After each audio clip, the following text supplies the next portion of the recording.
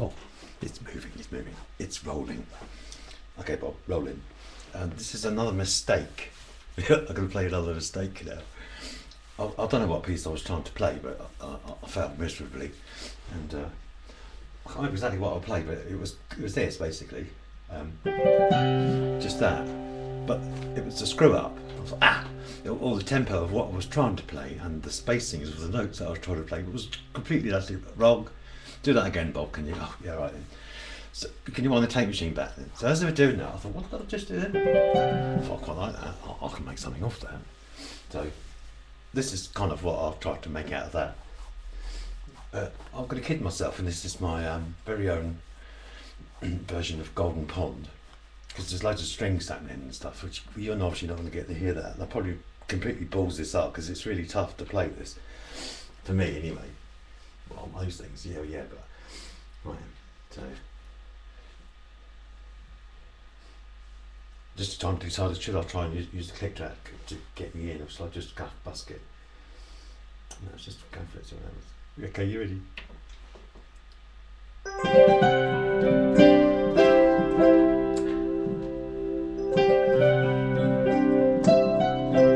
Bollocks. Should we use that click track?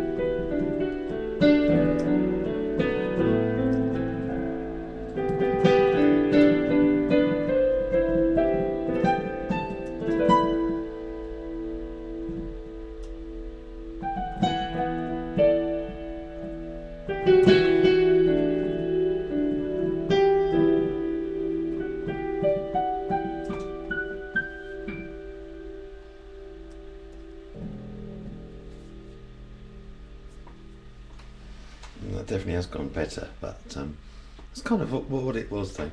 It is my introduction. If I could do this, I'm going to try and pitch this actually from Richard Feynman, one of my heroes. This was more or less one of his kind of lectures that he gave. It's like a basic introduction to physics. But I listened to it because it's I listened to there's hours of it, hours and I've listened to all of it. It's just recordings of him giving lectures in front of 200 people, mostly physics students, but he used to attract people from other disciplines as well. Well, his basic introduction basically was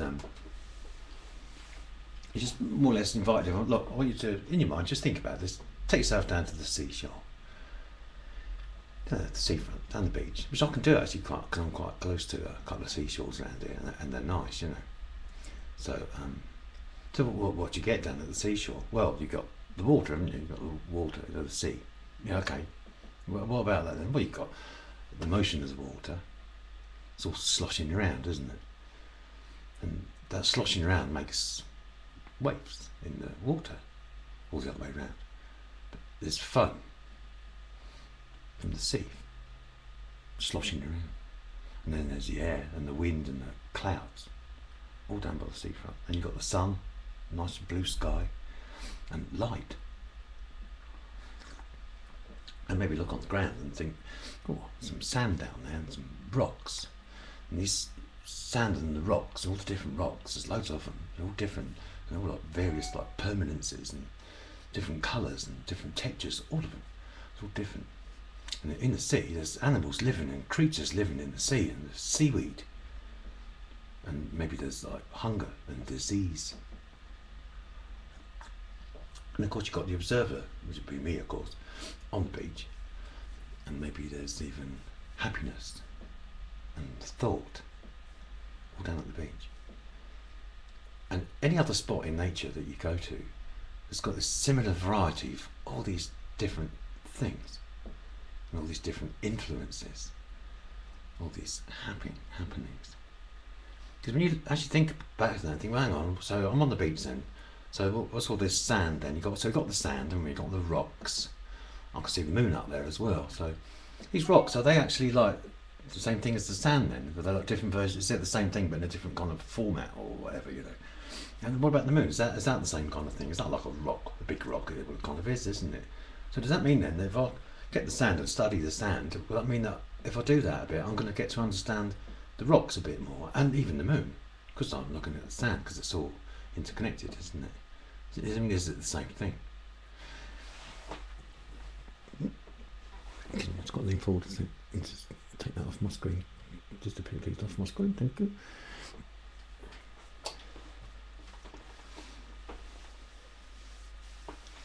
So everything that's like happening around us everywhere, including what I've just done there again. I've just polluted my room with waves. We've got the light waves and the radio waves. Oh, there's another wave I forgot to mention last time, which is like the airplanes flying across. They want to see what their altitude is, don't they? So they're firing waves down as well, like a radar type wave, you know. It's all different wavelengths. It's just how fast it's all jiggling, because everything's just jiggling. Some of it jiggles around this way, some of it jiggles around the other way, the opposite way, and then some of it jiggles at 90-degree angles to that. So it's 4 at least, isn't there? Those are the spin things that we've sort of tried to mention those before, didn't we? So you've got all these waves happening, and you've got all these sounds happening. You know, the sounds of whatever you think of that piano. I probably would like to do that again, but there you go. But you've got these waves happening, including the waves of my sound waves going around, haven't you? And then you've got all the colours. How many different colours are there? So you've got all these different sounds and all these different colours, yeah, and all these different waves, yeah. Well, Richard Feynman that was nothing like he did this introduction, which was just transfixed me. I was transfixed. I listened to it quite a lot, over and over. Some not over and over, but it's about an hour and a half lecture. You know, it's just the introduction to it, and his oratory is just brilliant. It's just so engaging. But he also went on in something completely different, not a lecture, but it was like an interview we did on telly, and he was sort of discussing this, and people were just like, how'd you get this then? What's going on here, Mr. Feynman? Please, Dr. Feynman, tell us what's happening here. And he said, well, think of it like this, maybe. This is, again, Richard Feynman. So think this wave thing, try and get your head around this wave thing, because basically, that's all everything is. There's a wave of some kind happening. And if you can kind of interpret that and look into what's going on there, what's happening there? Here's the way he kind of described it, and I thought this was a brilliant thing. Just imagine in the corner of the swimming pool. So we've done the beach, right? So let's come sort of back. Let's go back home from the beach, and we got a swimming pool as well. Well, we're doing all right, you know. Anyway, so we've got a swimming pool there, and in the corner, I haven't got a swimming pool. Of course, I haven't. But anyway, it's that. So we go to the public swimming pool, and because it's in the public swimming pool, it's not very well cleaned out. And in the corner, it's still spidery type thing. I don't even know it's a spider; it's this creature. I think it's a spider, and it sits in the corner, and it's got like 5 or 6 like legs or tentacles or antennas or little protuberances from its main body. It look like legs, but they're probably not. They've probably adapted over time, because what this thing does, it puts its legs on the water, and its legs and its feelers, whatever you want to call them, they sort of move around and, you know, change and vibrate with the motion of the waves.